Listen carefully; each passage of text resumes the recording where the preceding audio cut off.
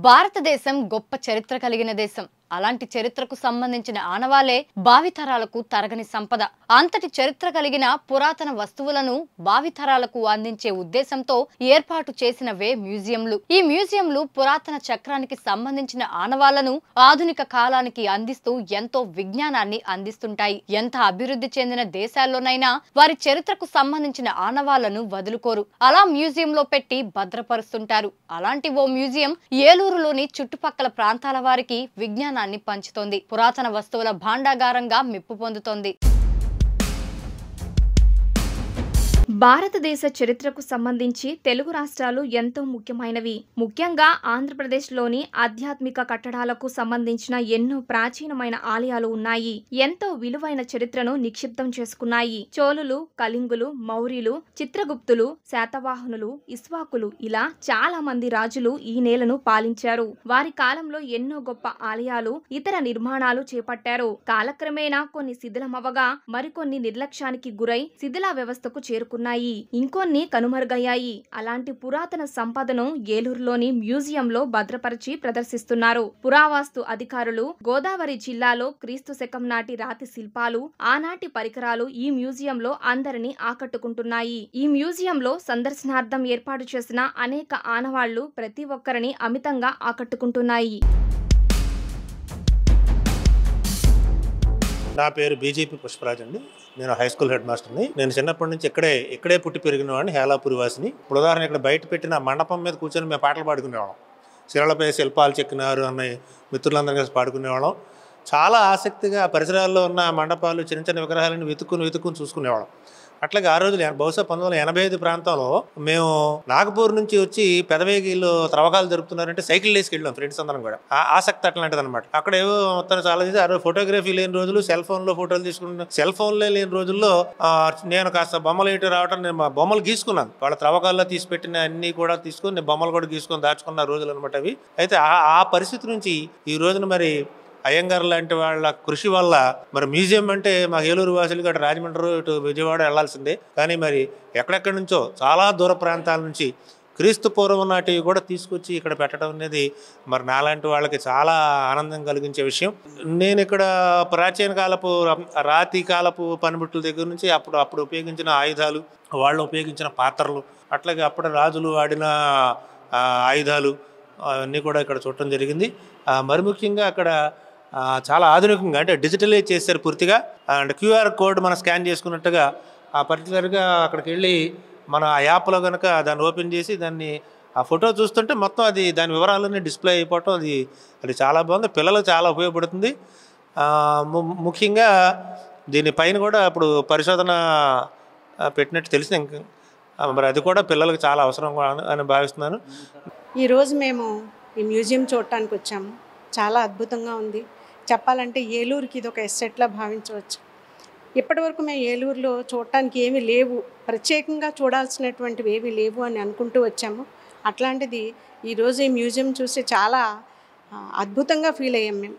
ఇక్కడ పాత రాతి యుగాల్లో మనుషులు ఏ రకంగా జీవించారు, ఏ రకమైనటువంటి వస్తువులు ఉపయోగించారు, వాళ్ళ సమాధులు, ఆ సమాధుల్లో వాళ్ళు పెట్టుకున్నటువంటి వస్తువులు ఇవన్నీ కూడా, అలాగే రాజులు ఉపయోగించినటువంటి ఆయుధాలు, తర్వాత ఇక్కడ వాళ్ళు వాడినటువంటి పింగాణి పాత్రలు, అప్పటి తాళపత్ర గ్రంథాలు, ఇవన్నీ కూడా మనం మామూలుగా చూడలేనటువంటివి. అవి అట్లాంటివి తీసుకొచ్చి ఇక్కడ పెట్టి మనల్ని చూడమంటాం.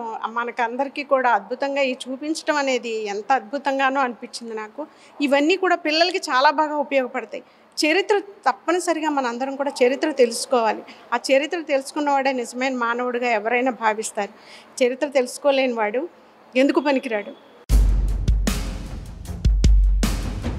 ఏలూరులో నిర్మించిన ఈ మ్యూజియాన్ని 2 ఫ్లోర్లుగా నిర్మించారు. గోదావరి పరిసర ప్రాంతాల్లో లభ్యమైన అతి పురాతనమైన విగ్రహాలను మ్యూజియంలో అత్యాధునిక పద్ధతిలో డిజిటల్ విధానంలో ప్రతి విగ్రహానికి స్కానర్ను ఫోన్లో యాప్ ద్వారా చూపించగానే గూగుల్లో దాని యొక్క వివరాలు కనపడే విధంగా డిజిటల్ బుక్ తయారు చేశారు. అలాగే ఈ మ్యూజియంలో 2వ ఫ్లోర్లో ఆర్కియాలజీ రీసెర్చ్ సెంటర్ను కూడా త్వరలో ఏర్పాటు చేయనున్నట్టు నిర్వాహకులు చెబుతున్నారు.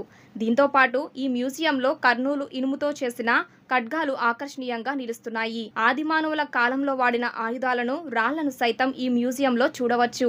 అలాగే బంగారంతో లిఖించిన ఖురాన్ చూడ్డానికి ఎంతో ఆసక్తిని కలిగిస్తుంది. అదే విధంగా తూర్పు చాళుక్యుల సామ్రాజ్యంలో ఏర్పాటు చేసిన నిర్మాణం శిలా ఫలకాలు, విగ్రహాలు కూడా ఈ మ్యూజియంలో ప్రదర్శనకు ఉంచారు. వీటితో పాటు శిథిలమైన దేవతామూర్తుల విగ్రహాలు సైతం ఈ మ్యూజియంలో కనిపిస్తాయి. అలాగే పురాతనమైన పింగాణి పాత్రలు, తాళపత్ర గ్రంథాలతో పాటు దాదాపు 300 పైగా శిల్పాలు ఇందులో దర్శనమిస్తాయి. రానున్న రోజుల్లో ఈ మ్యూజియాన్ని మరింత అభివృద్ధి చేసే విధంగా పాలకులు చొరవ చూపి చరిత్ర ఆనవాలను భవిష్యత్ తరాల వరకు చూపేందుకు కాపాడాలని నిర్వాహకులు కోరుతున్నారు. మనకి బిఫోర్ కామన్ ఎరా దాదాపు 10 లక్షల సంవత్సరాల నుంచి ఉన్న ఆదిమానవుడికి సంబంధించిన అనేకమైన పాత్రలు, వాళ్ళకి ఉపయోగించిన స్టోన్ వెపన్స్. ఆ రోజుల్లో ఐరన్ లేదు కదా, అందువల్ల ఏంటంటే వాళ్ళు రాళ్లతోటే గొడ్డళ్ళు, రాళ్లతోటే అన్ని కత్తులు, కటాలు అన్నీ తయారు చేసుకునేవాళ్ళు. అవన్నీ ఉన్నాయి. అలాగే బాణం కింద తయారు చేసి ఈ జంతువులను వేటాడేవారు.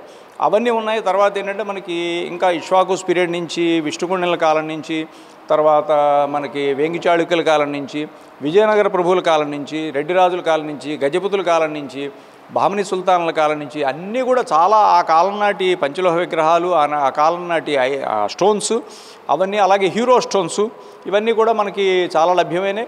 ఇందులో ముఖ్యంగా మనకి ఇక్ష్వాకుస్ పీరియడ్కి సంబంధించిన ఆయకా పిల్లర్స్, అందులో ఒక పిల్లర్ మీద బోదాన అని ఉంది, అంటే భూమిని దానం చేసినందుకు ఒక బుద్ధిస్ట్ స్తూపానికి సంబంధించిన ఒక ఆయకా పిల్లర్ కూడా మనకి వట్లూరులో లభ్యమైంది. దీన్ని బట్టి చూస్తే ఏంటంటే వట్లూరు గ్రామానికి 2000 సంవత్సరాల పూర్వ చరిత్ర ఉందనేది స్పష్టమవుతోంది. ఇవన్నీ ఇంకొకటి ఏంటంటే అవన్నీ కూడా ఉన్నాయి. తర్వాత ఇంకోటి అంటే ఇక్కడ మనకి QR కోడ్ ద్వారా పెట్టారు. అన్ని చోట్ల కూడా QR కోడ్ మీరు ఆన్ చేసుకుంటే దానికి సంబంధించిన సమాచారం మీకు వచ్చేస్తూ ఉంటుంది. అంటే లేటెస్ట్ టెక్నాలజీ అంతా కూడా దీంట్లో ఇన్కార్పొరేట్ చేశారు.